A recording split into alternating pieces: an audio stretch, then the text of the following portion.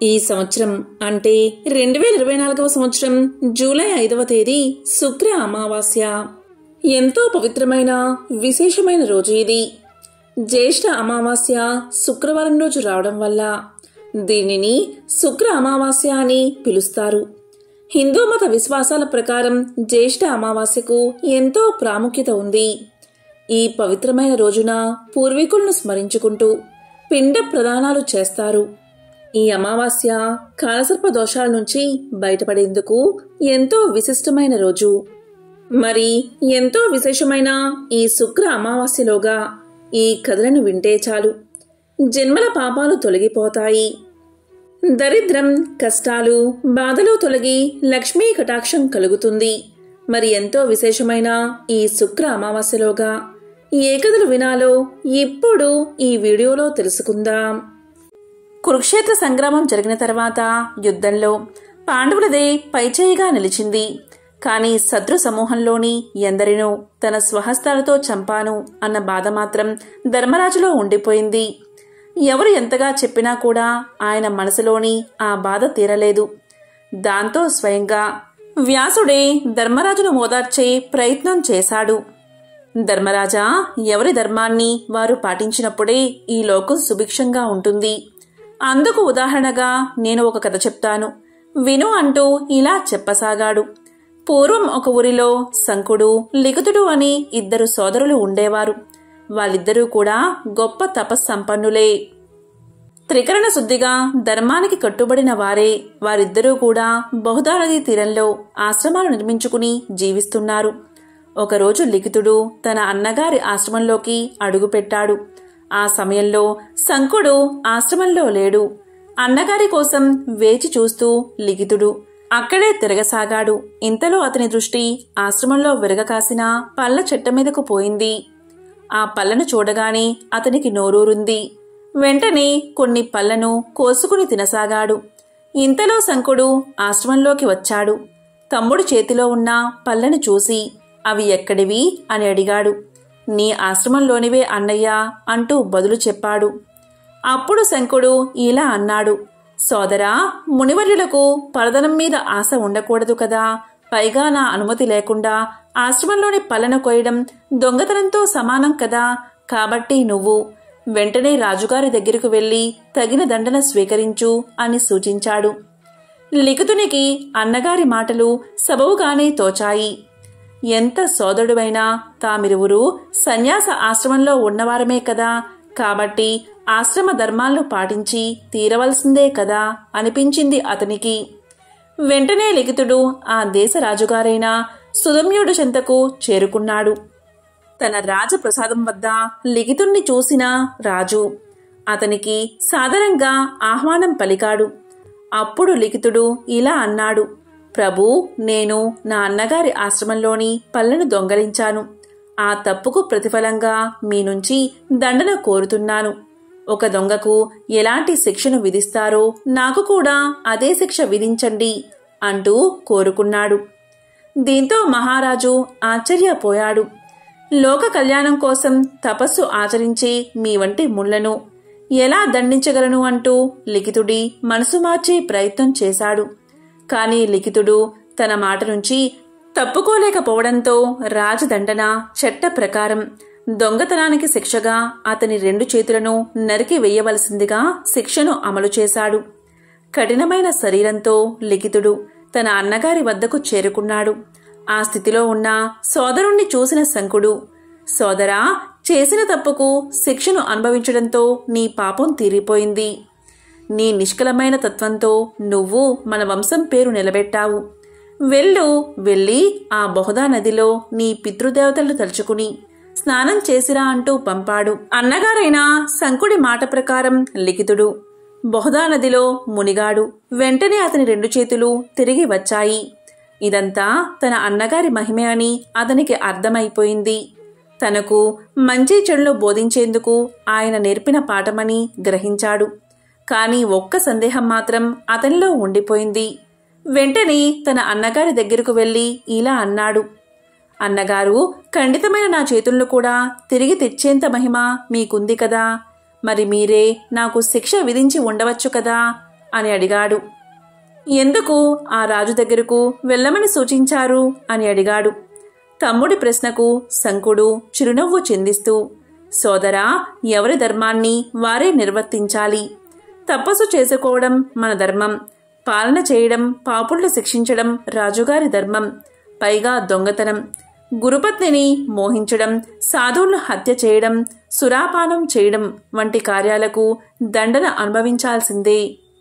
అందుకే నిన్ను రాజుగారి వద్దకు పంపాను అంటూ సమాధానం చెప్పాడు. కాబట్టి ఓ ధర్మరాజా, ఒక రాజుగా ధర్మస్థాపన కోసం యుద్ధం, ఆ యుద్ధంలో శత్రువును సంహరించడం నీ కర్తవ్యం. ఆ కర్తవ్యంలో భాగంగానే నీవు శత్రువులను వధించావు. కాబట్టి నీకు ఎలాంటి పాపము అంటదు. ఇక నీ బాధ్యతను నిర్వర్తించినందుకు నీవు బాధపడకూడదు అని వ్యాసుడు ధర్మరాజును ఓదార్చాడు. ఒకసారి మార్కండేయుడు చెప్పగా రామకథను విన్న ధర్మరాజు రాముని పరాక్రమము, సీత పాతివ్రత్యానికి అబ్బురపడ్డాడు. అప్పుడు ధర్మరాజు మార్కండేయుణ్ణి చూసి, మహర్షి, సీతాదేవిలా పతివ్రతలు ఇంకా ఉన్నారా అని అడిగాడు. దానికి మార్కండేయుడు ధర్మరాజుకు ఇలా చెప్పసాగాడు. ధర్మరాజా, పూర్వం మధుర దేశాన్ని అశ్వపతి అనే రాజు పరిపాలిస్తూ ఉండేవాడు. అతనికి సంతానం లేనందున సావిత్రీదేవిని 18 సంవత్సరాలు భక్తితో సేవించాడు. దాంతో సావిత్రీదేవి ప్రత్యక్షమై అశ్వపతిని ఏం వరం కావాలో కోరుకోమంది.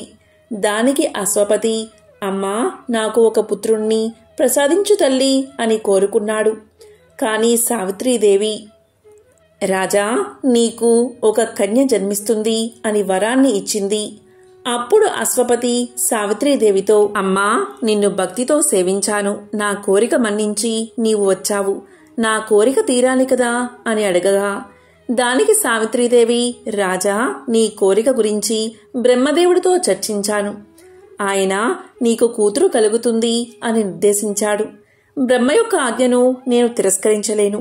కాని నీకు కలిగిన పుత్రిక కారణంగా నీకు 100 మంది కుమారులు కలుగుతారు అని ఆశీర్వదించి అంతర్ధానమయ్యింది అమ్మా. ఇలా గడిచిన కొన్ని రోజులకు అశ్వపతికి ఒక కుమార్తె జన్మించింది. ఆమెకు సావిత్రి అని నామకరణం చేశాడు. వర ప్రభావంతో కలిగిన బిడ్డకు సావిత్రి అనే పేరు పెట్టి అతి గారాభంగా పెంచసాగాడు అశ్వపతి.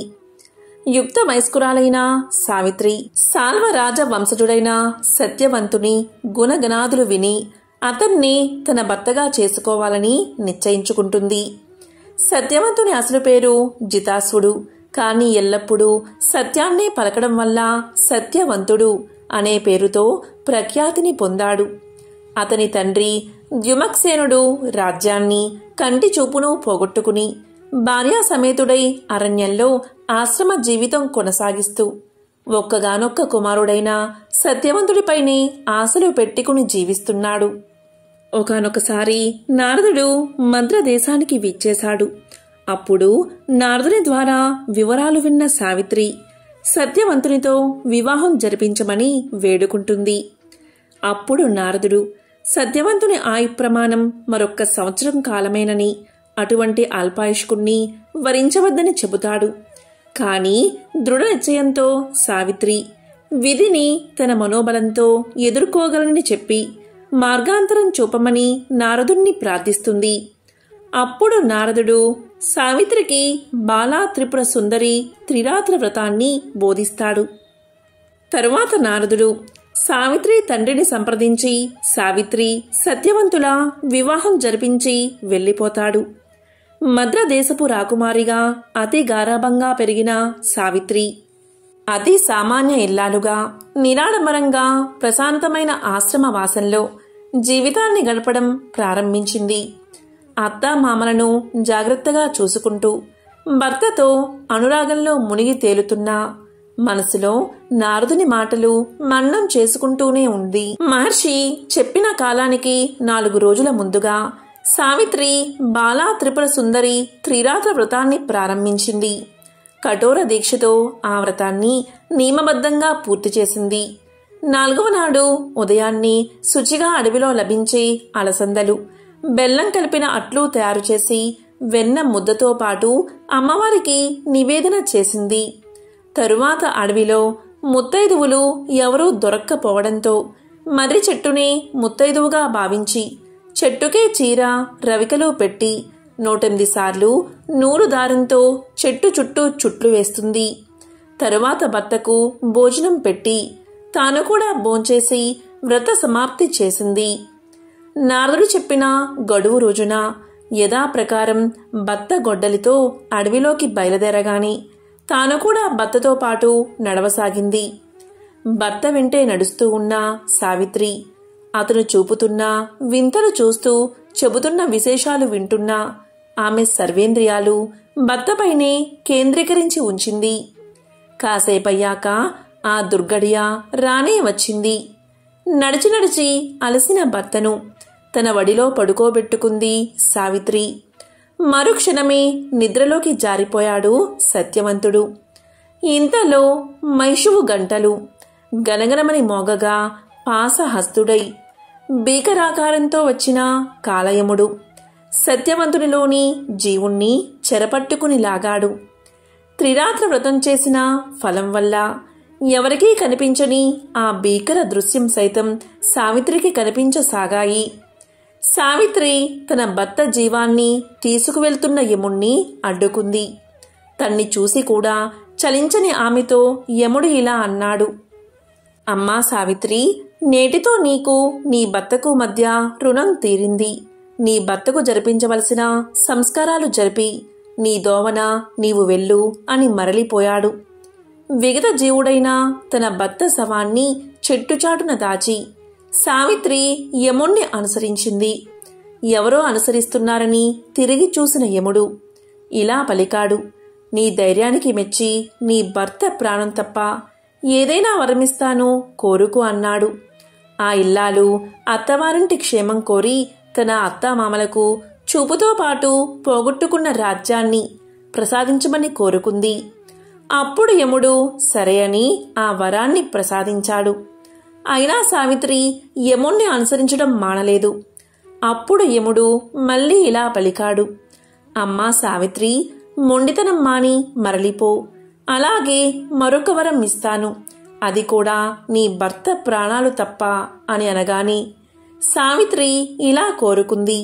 తన పుట్టింటికి వారసులు కావాలని కోరుకుంది. దీంతో ఆమె కోరిక మన్నించి అశ్వపతికి 9 పుత్రులను అనుగ్రహించాడు యముడు. అప్పుడు సావిత్రి పట్టు వదలక యముణ్ణి అనుసరిస్తూ ఉంది. అప్పుడు సావిత్రి యముణ్ణి చూసి ఇలా పలికింది. స్వామి, 7 అడుగులు నడిస్తే అపరిచితులు కూడా బంధువులు అవుతారు కదా. మనిద్దరం అంతకన్నా ఎక్కువ నడవడం వల్ల ఆత్మ బంధువులు అయ్యాము కదా అని పలికింది. దానికి యముడు, సావిత్రి, నీ మాటలు నన్ను సంతోషపరిచాయి. మరొక వరమిస్తాను, అడుగు అన్నాడు. అప్పుడు సావిత్రి, స్వామి, మీరు ఈసారి ఎట్టి నిబంధనలు విధించలేదు కాబట్టి నా సౌభాగ్యాన్ని నాకు ప్రసాదించండి అని వినమ్రంగా చేతులు జోడించి కోరింది. దానికి యముడు ఆమె వినయ విధేయతలను సమయస్ఫూర్తిని మెచ్చుకుని సత్యవంతుణ్ణి పునర్జీవితుణ్ణి చేసి వారిద్దరినీ దీవించాడు. ఇది వట సావిత్రి వ్రత కథ. కనుక ఓ ధర్మరాజా, పతివ్రత అయిన ద్రౌపది కూడా నీకు సావిత్రి మాదిరిగానే సకల శుభాలు చేకూరుస్తుంది అని చెప్పి మార్కండేయుడు తన ఆశ్రమానికి వెళ్ళిపోయాడు. అన్నదాన మహిమను తెలిపే ఈ కథ ఎంతో విశేషమైనది. పూర్వం ఒక బ్రాహ్మణుడు ఉండేవాడు. వేళగాని వేళ తన ఇంటికి ఎవరు వచ్చినా వాళ్లను తను ఎరగకపోయినా సరే ఆదరించి భోజనం పెట్టేవాడు. ఒకవేళ ఇంటికి ఎవరూ రాకపోతే వీధి వెంట పోయి వాళ్ళని పిలిచి అన్నం పెట్టేవాడు. ఇలా చాలా కాలం జరిగాక ఒకనాడు ఆయనకు అన్నదానం వల్ల వచ్చే పుణ్యం ఎలాంటిదో తెలుసుకోవాలనే బుద్ధి పుట్టింది. ఎవరిని అడిగినా చెప్పలేకపోయారు. ఒక ఆయన ఇలా అన్నాడు, అన్నదాన మహిమ చాలా గొప్పది. దాన్ని వర్ణించాలి అంటే కాశీ అన్నపూర్ణకు తప్ప ఇతరులకు సాధ్యం కాదు. మీకు తెలుసుకోవాలని ఉంటే స్వయంగా ఆ అన్నపూర్ణాదేవినే అడిగి తెలుసుకోండి అని సలహా ఇచ్చాడు. అన్నపూర్ణ అంటే కాశీ విశ్వేశ్వరుని భార్య అయిన పార్వతీదేవి అన్నమాట. ఆవిడకు కూడా అన్నదానం అంటే ఎంతో ఆసక్తి. అందుకనే కాశీలో ఎవరికీ అన్నం లేకుండా పోదు. మన బ్రాహ్మణుడు కాశీ వెళ్లి గంగా ఒడ్డున కూర్చుని పార్వతీదేవి గురించి గాఢంగా తపస్సు చేశాడు.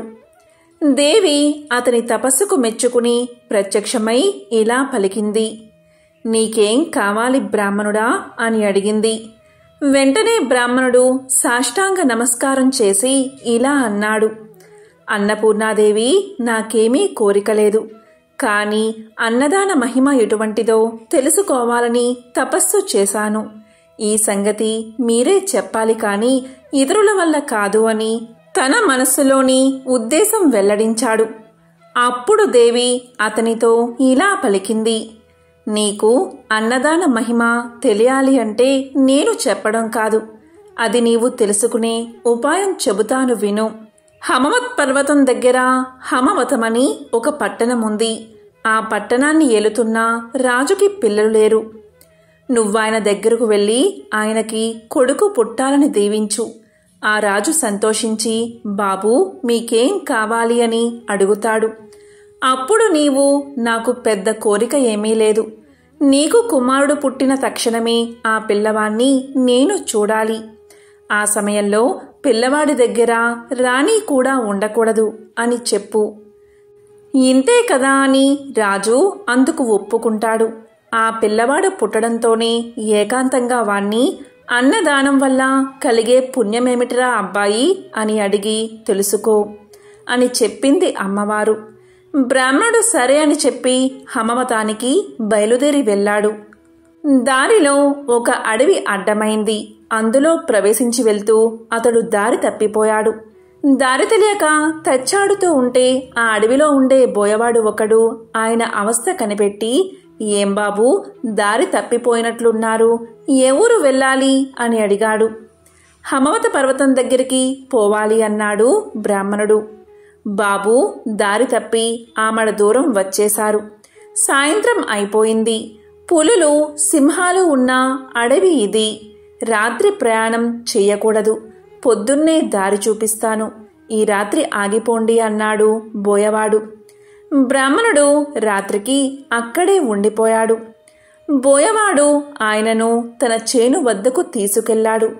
చేను దగ్గరకు వెళ్లడంతోనే బోయవాడు ఇంటికి అతిథిగా వచ్చిన ఆ బ్రాహ్మణుడికి భోజనం ఏం పెడితే బాగుంటుంది అని ఆలోచించాడు.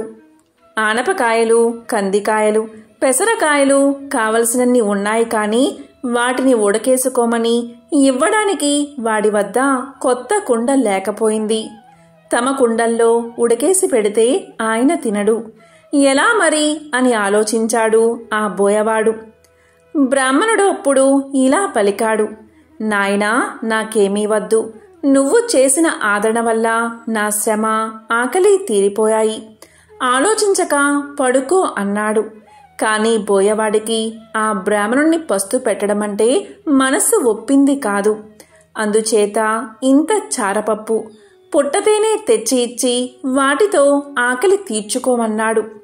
బ్రాహ్మణుడు అవి తీసుకుని అంగస్త్రం పరుచుకుని కింద పడుకోబోతుంటే బోయవాడు ఇలా పలికాడు, అయ్యా, కింద పడుకోబోకండి, పులులు వస్తాయి అని చెప్పి ఆయన్ని చేలో ఎత్తుగా ఉన్న మంచం మీద పడుకోబెట్టి తాను కింద ఉండి విల్లు అమ్ములో పుచ్చుకుని మృగాలేవీ రాకుండా రాత్రంతా బ్రాహ్మణుడికి కాపలా కాశాడు. తెల్లవారుజామున నిద్ర ఆగక ఒక్క కునుకు తీశాడు. అంతలో ఎక్కడనుంచో ఒక పులి వచ్చి పాపం ఆ బోయవాడి మీద పడి చంపేసింది. బ్రాహ్మణుడు నిద్రలేచి జరిగిందంతా తెలుసుకుని తన మూలాన ఆ బోయవాడు పులివాత పడ్డాడని ఎంతో విచారించాడు.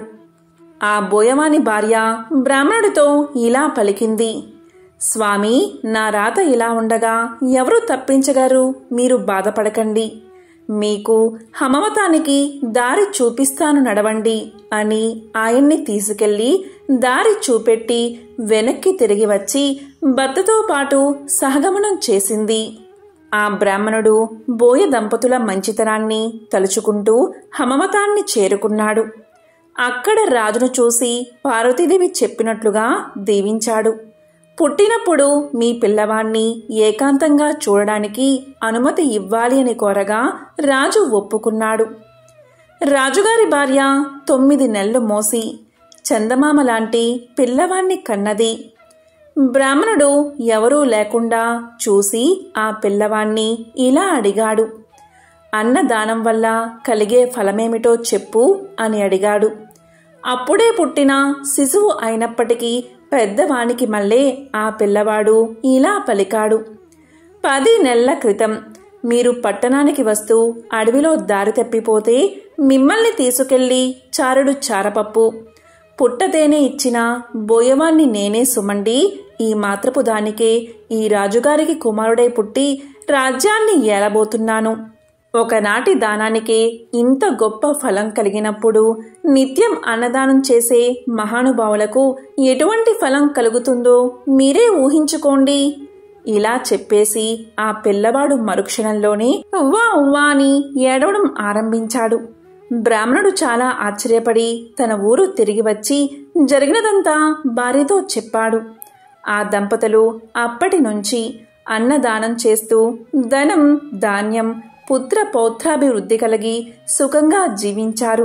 ఇదే అన్నదాన మహత్యాన్ని తెలిపే ఒక విశేషమైన కథ.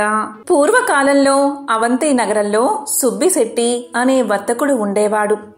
లోభత్వం కలిగిన సుబ్బిశెట్టి ఎవరికి ఏ సహాయమూ చేసేవాడు కాదు.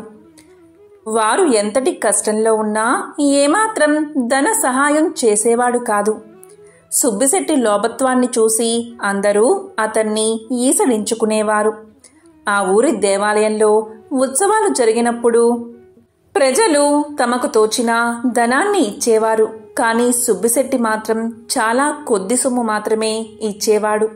అది కూడా విసుక్కుంటూ ఇచ్చేవాడు. అతని పిసినారితనం భార్యకు అలాగే 2 కుమార్తెలకు నచ్చేది కాదు. కొంతకాలానికి సుబ్బిశెట్టి కుమార్తెలకు వివాహం జరిగి వారి దారిన వారు వెళ్ళిపోయారు. వయసు మీద పడుతున్నది కదా, ఇక తీర్థయాత్రలకు తీసుకెళ్లమని భార్య సుమతి సుబ్బిశెట్టిని ఎంతో ప్రాధేయపడింది. దానికి సుబ్బిశెట్టి ఇలా అన్నాడు, అదంతా వ్యయ ప్రయాసలతో కూడిన పని, ఎక్కడి నుంచే నమస్కరిస్తే సరిపోతుంది అని భార్యను కసిరాడు. సుబ్బిశెట్టి రోజులు ఇలా గడుస్తూ ఉండగా భార్య సుమతికి ఏదో తెలియని వింత రోగం వచ్చింది. పగలంతా చక్కగా ఉండే మనిషి సాయంత్రం కాగానే విపరీతమైన కాళ్ళ నొప్పులు వచ్చి కదలకుండా అయిపోయేది. బాధతో విలవిల్లలాడేది. భార్య ఎంత బాధపడుతున్నా సుబ్బిశెట్టి మాత్రం ఆమెను ఏ వైద్యుడి వద్దకు తీసుకు వెళ్ళలేదు. మందులకు చాలా ఖర్చవుతుందని ఆమెను కసురుకునేవాడు. రోజు రోజుకు సుమతి బాధ ఎక్కువ కాసాగింది. ఇది వరకు సాయంత్రానికి వచ్చే కాలనొప్పులు ఇప్పుడు మధ్యాహ్న సమయానికే రాసాగాయి. అంతేకాదు చేతులు కూడా విపరీతంగా నొప్పి చెయ్యసాగాయి. ఏ వస్తువు ఇటు తీసి అటు పెట్టే ఓపిక లేకపోయింది. భార్య ఇంతగా బాధపడుతున్నా కూడా సుబ్బిశెట్టి తనకు ఏమీ పట్టనట్లు ఉండేవాడు. వైద్యుని వద్దకు తీసుకు వెళ్లేవాడు కాదు. తల్లికి ఈ విధంగా ఉన్నదని కనీసం కుమార్తెలకు కూడా కబురు చెయ్యలేదు. చెబితే వారందరూ కుటుంబాలతో సహా వచ్చి ఇంట్లో తిష్ట వేస్తారని, దానివల్ల ఎంతో డబ్బు ఖర్చవుతుందని భార్య సుమతినే ఈసడించుకునేవాడు. ఏ మందులు వాడకపోవడం చేత సుమతి ఆరోగ్యం నానాటికి క్షీణించసాగింది. మంచం మీద నుండి కదిలే ఓపిక కూడా నశించింది. చూపు మందగించింది. ఆ విధంగా ఎన్నో బాధలు పడి చివరకు ఒకరోజు సుమతి చనిపోయింది. ఈ కబురు తెలుసుకున్న కుమార్తెలు ఇంటికి వచ్చారు. తండ్రి పిసినారితనం వల్లే తల్లికి సరిగ్గా వైద్యం అందక చనిపోయిందని బాధపడ్డారు. తండ్రిని ఎంతగానో అసహ్యించుకున్నారు. భార్య చనిపోవడంతో సుబ్బిశెట్టిలో కొంత మార్పు వచ్చింది. చేసిన పాపాల వల్ల వ్యాపారం బాగా దెబ్బతిన్నది. కానీ పిసినారితనం మాత్రం ఏమాత్రం తగ్గలేదు. కొన్ని నెలలు వ్యాపారం సరిగ్గా లేక చాలా నష్టం వచ్చి చివరకు ఉన్న ఇల్లు కూడా అమ్మి వేయవలసి వచ్చింది. ఊరివారెవరూ ఎటువంటి సహాయం చేయడానికి కూడా ముందుకు రాలేదు. చివరకు తినడానికి తిండి లేక పూట గడవక సుబ్బిశెట్టి చాలా కష్టాలు పడ్డాడు. ఎంతో దర్జాగా బతికిన ఆ ఊరిలోని తల ఎత్తుకోలేక ఒకరోజు అర్ధరాత్రి ఊరు విడిచి బయలుదేరాడు. ఒంట్లో ఏమాత్రమూ ఓపిక లేదు. అయినా సరే చేతికర్ర సహాయంతో అడవిదారి పట్టి వెళ్లాడు సుబ్బిశెట్టి. ఉదయానికి మరో ఊరు చేరాడు. అక్కడ 2 రోజులు ఉండి ఆ ఊరివారు కూడా తన్ను గుర్తించడంతో అవమానాన్ని భరించలేక అక్కడి నుండి ఒకనాడు అర్ధరాత్రి ఊరు విడిచి బయలుదేరాడు. కొంత దూరం వెళ్ళగానే అడవి వచ్చింది. అంతా చీకటిగా ఉంది. సరిగ్గా తిండి కూడా తినకపోవడం వల్ల నడక కూడా సరిగ్గా రావడం లేదు. ఇంతలో ఒక్కసారిగా ఎదురుగా ఎలుగుబంటి కనిపించింది. ఇక సుబ్బిశెట్టి పై ప్రాణాలు పైనే పోయాయి. ఎలుగుబంటి భీకరంగా అరుస్తూ సుబ్బిశెట్టిపైకి దూకబోయింది. ఒక్కసారిగా జరిగిన ఈ పరిణామానికి సుబ్బిశెట్టి ఒళ్ళు జలధరించింది. ప్రాణాలు అరచేత పట్టుకుని పరుగులు తీశాడు. కాళ్లకు ముళ్ళు గుచ్చుకుంటున్నా లెక్క చెయ్యక ఒంట్లో లేని ఓపిక తెచ్చుకుని పరిగెత్తసాగాడు. ఎలుగుబంటి కూడా భీకరంగా అరుస్తూ సుబ్బిశెట్టి వెనకాలే పరిగెత్తసాగింది. ఇలా కొంత దూరం వెళ్లిన తర్వాత సుబ్బిశెట్టి ఒక పాడుబడిన భవనంలోకి ప్రవేశించాడు. ఒక్కసారిగా లోపలికి పరిగెత్తి ఏమాత్రం శబ్దం చేయకుండా దాక్కున్నాడు. లోపల అంతా కటిక చీకటిగా ఉంది. అయినా కిక్కుమనకుండా దాక్కున్నాడు. ఎలుగుబంటి కాసేపు చుట్టుపక్కల తిరిగి తన దారిన తాను వెళ్ళిపోయింది. ఆ చీకట్లో సుబ్బిశెట్టి దాక్కున్నది ఒక పురాతన ఆలయం. ఇంతకు ముందు ఎలుగుబంటి అంటే భయం. ఇప్పుడు భయం లేదు. కానీ ఇప్పుడు ఈ కటిక చీకట్లో కూర్చోవాలి అంటే సుబ్బిశెట్టికి విపరీతమైన భయం వేసింది. నెమ్మదిగా అటూ ఇటూ తడుముకుంటూ 2 చికుముకురాలు సంపాదించి వాటితో కొంత వెలుగు రాగానే ఎదురుగా చూసిన దృశ్యాన్ని అతనికి ఆశ్చర్యం వేసింది. ఆ వెలుగులో శ్రీ మహాలక్ష్మీదేవి యొక్క విగ్రహం కనిపించింది. తాను ఉన్నది మహాలక్ష్మి ఆలయమని సుబ్బిశెట్టికి అర్థమైంది. ఆ గుడి ఎవరూ పట్టించుకోకపోవడం చేత శిథిలావస్థలో ఉన్నదని సుబ్బిశెట్టి గమనించాడు. ఎంతో బూజుగా ఉంది. చీకటిగా ఉండడం చేత అమ్మవారి విగ్రహాన్ని చూసి భయపడ్డాడు. నిత్య ధూపదీప నైవేద్యాలు లేకపోవడం వల్ల విగ్రహం చూసేవారిని భయపెట్టేలా ఉంది. ఏ విధంగా అయినా ఇక్కడ దీపం వెలిగించకపోతే తాను ఉండేలా కనిపించడం లేదు. అలా అని బయటకు వెళ్దామంటే ఎలుగుబంటి భయముంది. ఇక అటూ ఇటూ చూసిన సుబ్బిశెట్టికి అదృష్టం కొద్దీ ఒక పాత నూనె సీసా కనబడింది. దాన్ని తీసి పక్కనే ఉన్న ఒక పాత గుడ్డతో దీపాన్ని వెలిగించాడు. అమ్మయ్య అనుకున్నాడు. ఆ కాంతి వల్ల సుబ్బిశెట్టి కొంత ధైర్యాన్ని తెచ్చుకున్నాడు. పరిగెత్తి అలసిపోయి ఉండడం వల్ల సుబ్బిశెట్టికి వెంటనే గాఢ నిద్ర పట్టింది. గోడకు ఆనుకుని కూర్చుని అలాగే పడుకున్నాడు. ఇంతలో సుబ్బిశెట్టికి కలలో మహాలక్ష్మీదేవి దర్శనం ఇచ్చింది. ఆమె ఇలా పలికింది: సుబ్బిశెట్టి, నీవు జీవితంలో ఎన్నో పాపాలు చేశావు. మితిమీరిన పిసినారితనంతో చివరకు కట్టుకున్న భార్యను కూడా పోగొట్టుకున్నావు. ఎవరికి గుప్పెడు బియ్యాన్ని కూడా దానం చెయ్యలేదు. కానీ ఈరోజు నీవు నా దేవాలయంలో దీపం వెలిగించగానే నీ పాపాలన్నీ నశించాయి. ఎన్నో సంవత్సరాలుగా ఈ దేవాలయాన్ని ఎవరూ పట్టించుకోవడం లేదు. ఇన్నాళ్ల తర్వాత నీవు ఇక్కడ దీపాన్ని వెలిగించడంతో నేను నిన్ను అనుగ్రహించాను. ఈ ఒక్క పుణ్యకార్యం వల్ల నీ పాపాలన్నీ తీరిపోయాయి. ఇవిగో ఈ బంగారు నాణాలు తీసుకో. వీటితో ఇక ముందు సంతోషంగా ధర్మ ప్రపత్తులతో జీవిస్తూ కాలం గడుపు అంది అమ్మవారు. తెల్లవారగానే సుబ్బిశెట్టికి మెలకువ వచ్చింది. ఒక్కసారిగా ఆ రాత్రి తనకు వచ్చిన కలను గుర్తు చేసుకున్నాడు. కలలో అమ్మ దర్శనం లభించినందుకు ఎంతో ఆనందించాడు. తాను చేసిన తప్పులకు ఎంతో పశ్చాత్తాపపడ్డాడు. తన భార్యను చేతులారా పోగొట్టుకున్నందుకు ఎంతో బాధపడ్డాడు. ఇలా బాధపడుతూ ఉండగా ఎదురుగా ఒక పల్లెల్లో బంగారు నాణాలు కనబడ్డాయి. నాకు వచ్చిన కల నిజమే అన్నమాట.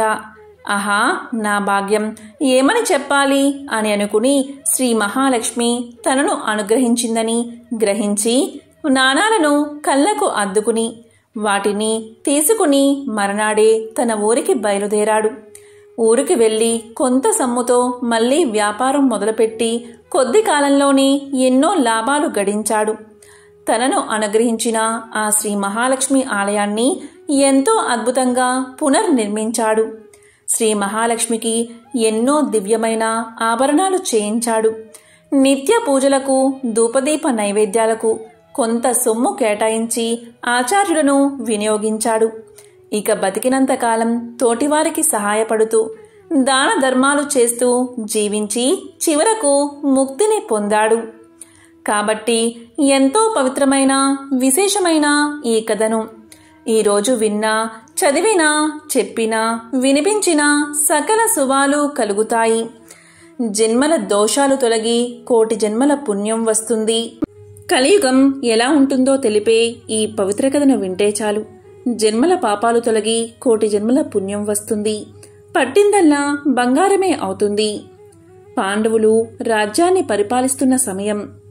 రాబోయే కలియుగం ఎలా ఉండబోతుందో, ఆ కలియుగంలో మానవులు ఎలా ప్రవర్తిస్తారో అనే విషయం తెలుసుకోవాలని కోరిక పాండవులకు కలిగింది. అప్పుడు పాండవులంతా కలిసి శ్రీకృష్ణుడి దగ్గరకు వెళ్లి వారి మనసులో ఉన్న కోరికను తెలియచేశారు. అప్పుడు శ్రీకృష్ణుడు పాండవులతో ఇలా అన్నాడు: నేను 5 బాణాలను అడవిలోకి వేస్తున్నాను. మీరందరూ అడవిలో ఒక్కొక్కరు ఒక్కో వైపు వెళ్లి 5 బాణాలు వెతికి తీసుకురండి. మీకు బాణం దగ్గర ఏదైనా కనబడితే వచ్చిన తర్వాత నాతో చెప్పండి. అప్పుడు నేను మీరు అడిగిన దానికి సమాధానం చెప్తాను అన్నాడు. అప్పుడు పాండవులంతా కూడా శ్రీకృష్ణుడికి నమస్కారం చేసి బాణాలు వెతుకుతూ అడవిలోకి బయలుదేరారు. ఆ 5గురు ఒక్కొక్కరు ఒక్కో దిశగా వెళ్లారు. మొదటగా ధర్మరాజుకు బాణం దొరుకుతుంది. ఆ బాణం దగ్గర ఒక ఆశ్చర్యకరమైన సంఘటన అతను చూస్తాడు. అతనికి ఒక ఏనుగు కనబడుతుంది. దానికి విచిత్రంగా 2 తొండాలు ఉంటాయి. దాన్ని చూసిన ధర్మరాజు ఎంతో ఆశ్చర్యపోతాడు. బాణం తీసుకుని తిరిగి కృష్ణుడి దగ్గరకు బయలుదేరతాడు. అర్జునుడికి కూడా బాణం దొరికింది. కాని ఇంతలోనే ఒక మధురగానం వినిపించి అటు తిరిగాడు అర్జునుడు. అప్పుడు అతనికి కూడా ఒక ఆశ్చర్యకరమైన మధుర సంఘటన కనిపించింది. ఒక కోయిల మధురంగా పాడుతూ ఉంది. దాని రెక్కలపై వేదం అని రాసి ఉంది. ఆ కోయిల బతికి ఉన్న ఒక కుందేలును పొడుచుకుని తింటుంది. అది చూసి అర్జునుడు నివ్వెరపోయాడు. బాణం తీసుకుని తిరిగి కృష్ణుడి దగ్గరకు బయలుదేరాడు. ఇక భీముడికి కూడా బాణం దొరికిన చోట ఒక ఆశ్చర్యకరమైన సంఘటన కనబడింది. అది ఏంటి అంటే నిండుగా నీళ్లు ఉన్న 7 బావులు కనిపించాయి. ఆ బావుల మధ్య ఒక ఎండిపోయిన బావి కూడా కనిపించింది. నిండుగా నీళ్లు ఉన్న 7 బావుల మధ్యలో ఉన్న ఆ బావిలో నీళ్ళెందుకు లేవు, ఎందుకు పడలేదు అని ఆశ్చర్యపోయాడు భీముడు. వెంటనే బాణం తీసుకుని తిరిగి శ్రీకృష్ణుడి దగ్గరకు బయలుదేరాడు. మరోవైపున నకులుడికి కూడా బాణం దొరికిన చోట ఒక వింత సంఘటన కనబడింది.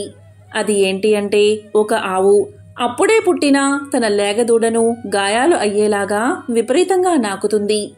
చుట్టూ ఉన్న జనం అతి కష్టం మీద ఆవు దూడలను విడదీశారు. అది చూసి నకులుడికి ఆశ్చర్యం వేసింది. నకులుడు కూడా బాణాన్ని తీసుకుని శ్రీకృష్ణుడి దగ్గరకు బయలుదేరాడు. ఇక సహదేవునికి బాణం దొరికిన చోట ఒక సంఘటన కనిపించింది. అదేంటి అంటే ఒక పర్వతం పైనుంచి ఒక పెద్ద బండరాయి దొర్లుతూ వస్తూ దారిలో ఉన్న చెట్లు అన్నిటినీ పడేస్తుంది. పెద్ద పెద్ద వృక్షాలు కూడా దాన్ని వేగాన్ని ఆపలేకపోయాయి. కాని ఆ రాయి దొర్లుతూ వచ్చి ఒక చిన్న మొక్క దగ్గర ఆగిపోయింది. అది చూసిన సహదేవుడికి ఏమీ అర్థం కాలేదు. బాణాన్ని తీసుకుని కృష్ణుడి దగ్గరకు బయలుదేరాడు. తరువాత పాండవులందరూ ఒక దగ్గర చేరి తాము చూసిన విషయాలను శ్రీకృష్ణుడికి చెప్తామని అతని దగ్గరకు బయలుదేరారు. పాండవులందరూ కలిసి శ్రీకృష్ణుడి దగ్గరకు చేరి అతనికి నమస్కారం చేశారు. అప్పుడు కృష్ణుడు పాండవులతో మీరు చూసిన విషయాలు ఏంటో చెప్పండి అన్నాడు. అప్పుడు మొదటిగా ధర్మరాజు ఇలా చెప్పాడు. కృష్ణ, నేను బాణం దగ్గర మొట్టమొదటిసారిగా 2 తొండాలు కలిగిన ఏనుగుని చూశాను. దాన్ని చూసిన వెంటనే నాకు చాలా ఆశ్చర్యం కలిగింది. ఎందుకు ఏనుగుకు 2 తొండాలు ఉన్నాయి అని అడిగాడు. ఇలాంటి వింతను నేను ఎప్పుడూ చూడలేదు కృష్ణ, దాని గురించి వివరించి చెప్పు అని అడిగాడు. దానికి కృష్ణుడు ధర్మరాజుతో ఇలా చెప్పాడు. ఓ ధర్మరాజా, నీకు కనిపించిన ఈ దృశ్యానికి కలియుగానికి సంబంధముంది. కలియుగంలో మానవులు 2 ముఖాలు ఉన్నట్లుగా ప్రవర్తిస్తారు. వారు పైకి ఒకటి చెప్తారు, మరొకటి చేస్తారు. వారు బయటకు ఒక విధంగా చెప్పి లోపల మనసులో మాత్రం వేరే విధంగా ఆలోచిస్తారు. కలియుగంలో వీరి రాజ్యమే నడుస్తుంది. మనిషి ఒక్కడే అయినా ఆలోచన మాత్రం 2 రకాలుగా చేస్తాడు. వీరితో చాలా జాగ్రత్తగా ఉండాలని చెబుతాడు. తరువాత అర్జునుడు ఇలా అడుగుతాడు. శ్రీకృష్ణ, నేను చూసింది ఇంకా ఆశ్చర్యంగా ఉంది. నేను బాణం తీసుకునే ప్రదేశంలో ఒక కోకిల, రెక్క మీద వేదం అని రాసి ఉంది. ఆ కోయిల మధురమైన గానం చేస్తూ జీవించి ఉన్న కుందేలను పొడుచుకుని తింటూ కనిపించింది. సాక్షాత్తు సరస్వతీదేవినే మరిపించే ఆ కోయిల ఇంత వికృతి చేష్టలు ఎలా చేయగలుగుతుంది అంటూ తనకు కలిగిన సందేహాన్ని కృష్ణుడి దగ్గర వ్యక్తం చేశాడు అర్జునుడు. అప్పుడు కృష్ణుడు ఈ విధంగా సమాధానం చెప్పాడు. అర్జున, కలియుగంలో సరస్వతీదేవిని మెప్పించి విద్యావంతులు అయిన విద్వాంసులు, తెలివైన వారు తమ జ్ఞానాన్ని సక్రమంగా వినియోగం చేయకుండా అమాయకం ప్రజలను, చదువురాని పేదవారిని మాయమాటలు చెబుతూ దోచుకుంటారు అని ఆ పక్షిలాగా వాళ్లను పీక్కు తింటారు. కోయిల్లాగా తీయని మాటలు చెబుతూ వారిని వేధిస్తారు అని శ్రీకృష్ణుడు సమాధానం చెప్పాడు. ఆ తరువాత భీముడు ఇలా పలికాడు. కృష్ణ, నేను వెళ్ళిన చోట 7 బావులు కనిపించాయి. ఆ 7 బావుల్లో 6 నిండుగా నీరు ఉంది. కాని మధ్యలో ఉన్న ఒక బావిలో ఒక చుక్క కూడా నీరు లేదు.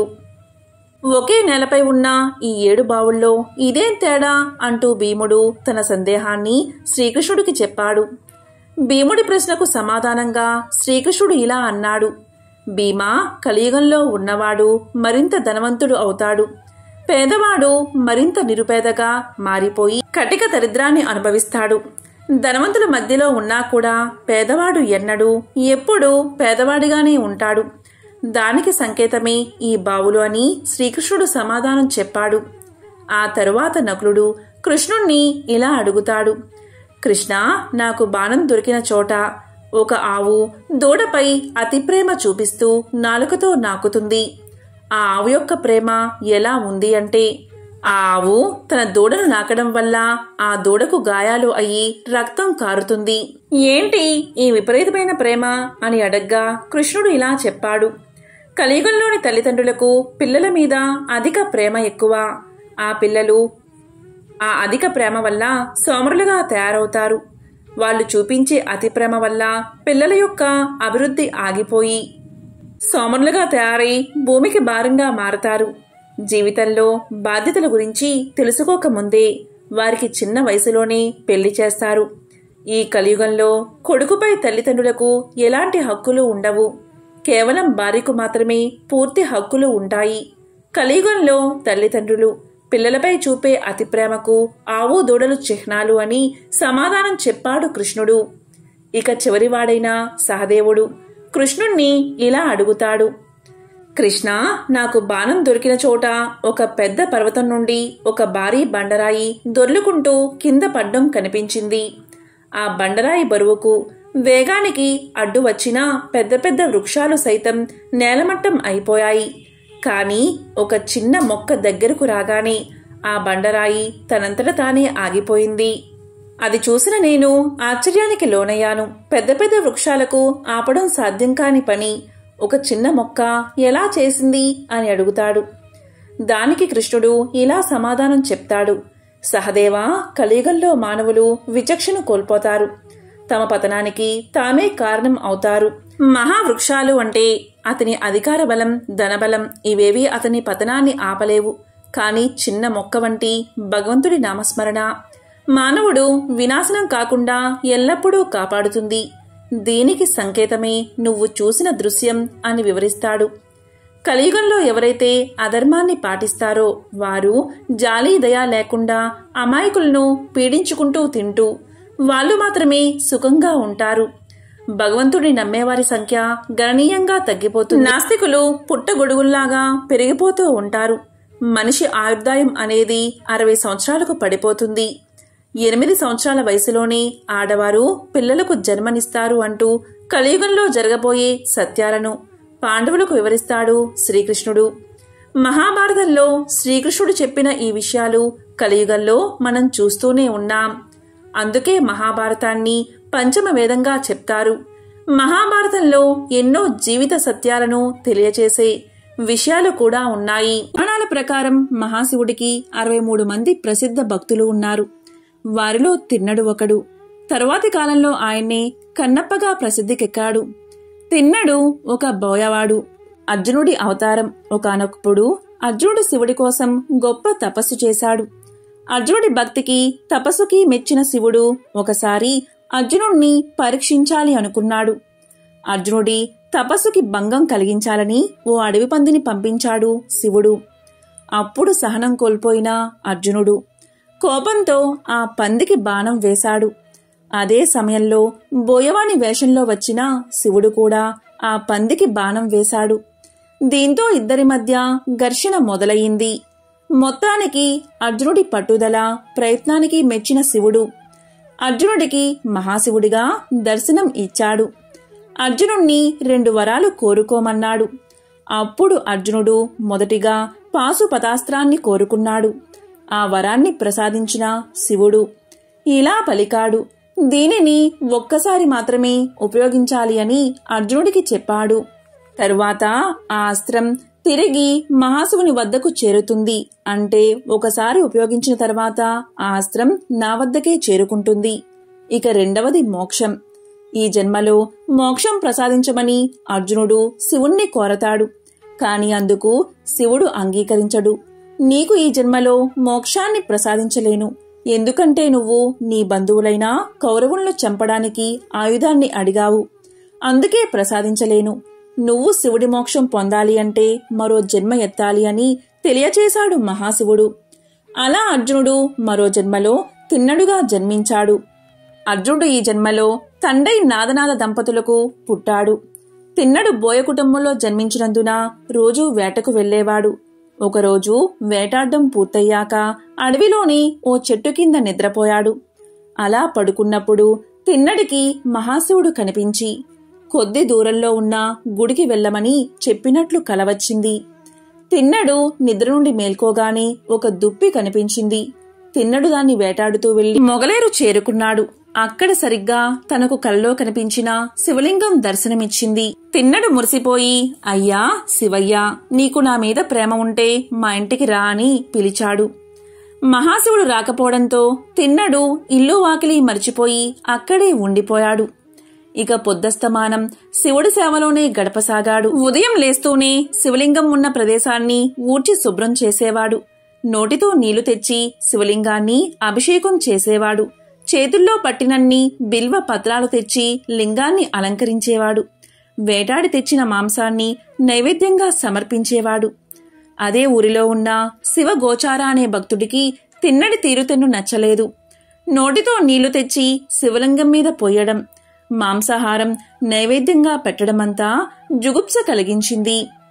అప్పుడు శివగోచార ఇలా అన్నాడు, మహాశివ, ఈ విపరీతాన్ని నేను చూడలేకపోతున్నాను. పాప పంకిలమైన పనులు చేయడమే కాదు, చూడడమూ ఘోరమే. ఇంతకంటే చనిపోవడం మేలు అని దుఃఖిస్తూ తలను శివలింగానికి కొట్టుకుని చనిపోబోయాడు. అప్పుడు మహాశివుడు చిరునవ్వు నవ్వి, ఆగు, తొందరపడకు, ఇక్కడే దాక్కుని ఏం జరగబోతుందో చూడు అన్నాడు. అప్పుడు శివగోచారుడు మహాశివుడు చెప్పినట్లే చేశాడు. శివలింగం చాటుగా వెళ్లి నిలబడ్డాడు. అప్పుడే నోటితో నీళ్లు తెచ్చినా తిన్నడు. ఎప్పట్లాగే శివలింగానికి అభిషేకం చేశాడు. బిల్వ పత్రాలతో అలంకరించి మాంసాన్ని నైవేద్యంగా సమర్పించి పూజ చేశాడు. అయితే శివుడు తనకు పెట్టిన నైవేద్యాన్ని ఆరగించలేదు. ఎందుకు ఇలా జరిగింది? శివుడు తన్ను తిరస్కరిస్తున్నాడా అనుకుని బాధగా చూశాడు తిన్నడు. తీరా చూస్తే శివుడి కంటిలోంచి కన్నీరు కారుతుంది. రుద్రుడి నేత్రంలోంచి కన్నీరు కారడం తిన్నడు భరించలేకపోయాడు. తిన్నడు పరిగెత్తుకుంటూ వెళ్లి ఔషధ మొక్కల ఆకులు తెచ్చి రాతిమీద నూరి దానితో కంటికి కట్టు కట్టాడు. తీరా చూస్తే రెండో కంటి నుంచి రక్తం కారుతుంది. ఇక తిన్నడు సహించలేకపోయాడు. బాణంతో తన కన్ను తొలగించి మహాశివుడికి అమర్చాడు. కాని అప్పుడు మొదటి కంటిలోంచి రక్తం కారడం మొదలయింది. అప్పుడు తిన్నడు మరింత దుఃఖిస్తూ, శివా, విచారించకు, నా రెండో కన్ను కూడా తీసి పెడతాను అంటూ శివుడికి రక్తం కారుతున్న కంటిని గుర్తించేందుకు తన కాలిని ఆ కన్ను దగ్గర పెట్టి రెండో కంటిని పెకలించి తీసి శివుడికి అమర్చబోయాడు. ఇదంతా వెనక నుంచి చూస్తున్న శివగోచారి ఆశ్చర్యానికి అంతులేదు. తిన్నడి అపరిమిత భక్తి ప్రపత్తులకు శివుడు ప్రత్యక్షమయ్యాడు. తిన్నడు మరో కన్ను పెకలించకుండా వారించి, భక్తా, నీ నిస్వార్థ భక్తికి మెచ్చాను. కన్ను అప్పగించిన నువ్వు ఇకపై కన్నప్పగా ప్రసిద్ధమవుతావు. సిసలైన భక్తుడిగా చిరస్థాయిగా నిలిచిపోతావు అంటూ శివసాయుధ్యాన్ని ప్రసాదించాడు. శివగోచారుడు ఈ ఉదంతాన్నంతా కళ్ళప్పగించి చూస్తూ ఉండిపోయాడు. శివగోచారుడు తిన్నడు ఎంత గొప్ప భక్తుడో తెలుసుకున్నాడు. అలా తిన్నడు కన్నప్పగా మారాడు. కన్నప్ప అంటే తన కంటిని వేరొకరికి దానం చేసినవాడు అని అర్థం. ఎంతో విశేషమైన పవిత్రమైన ఈ కథలను విన్నా, చదివినా, చెప్పినా, వినిపించినా జన్మల పాపాలు తొలగి కోటి జన్మల పుణ్యం వస్తుంది. లక్ష్మీ కటాక్షం కలుగుతుంది. ఓం నమో నారాయణాయ. ఓం నమః శివాయ. ఓం శ్రీ మాత్రే నమః.